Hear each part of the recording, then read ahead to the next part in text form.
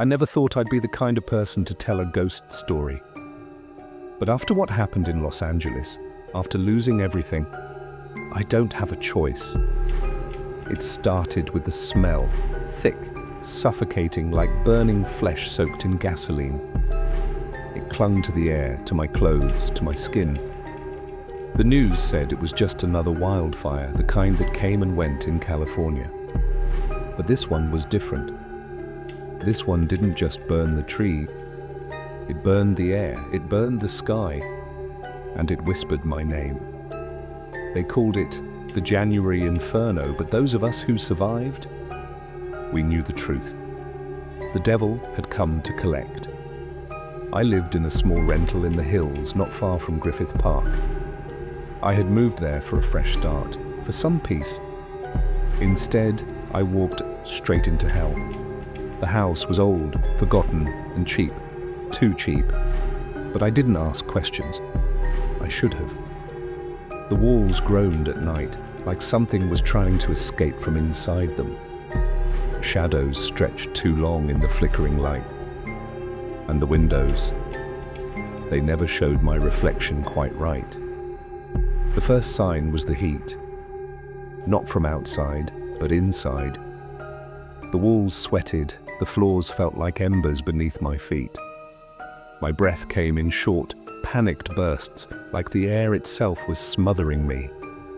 Then came the voices.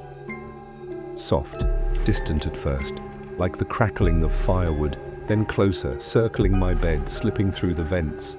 Let me out. You brought me back. Burn with me. Every night I woke up choking on thick, black smoke that wasn't there.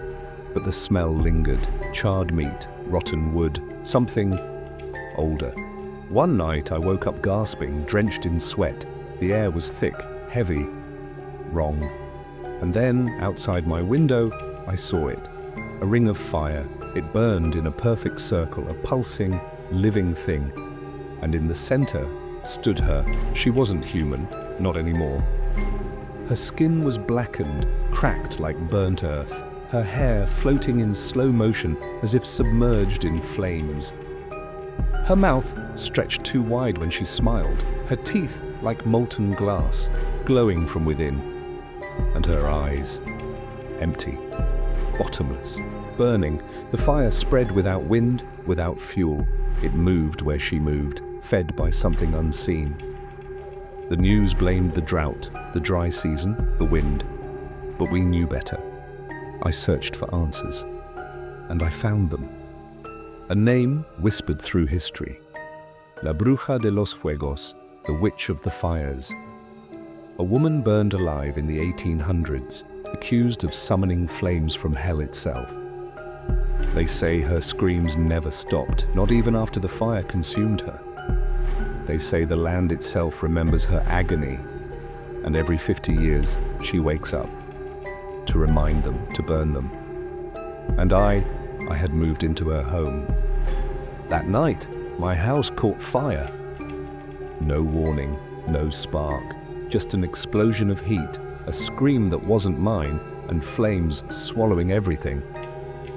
I ran barefoot into the streets, my lungs filling with smoke, my vision swimming in red and black. As I stumbled, I looked back.